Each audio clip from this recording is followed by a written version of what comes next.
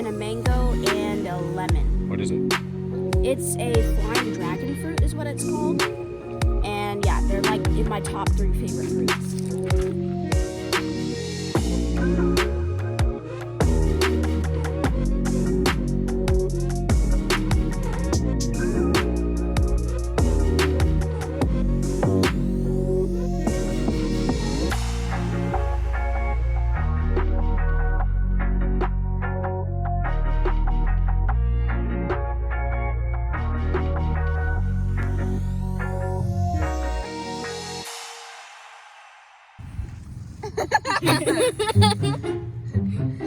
His face is so sticky that his lips sticks to it. My lips stick to it together.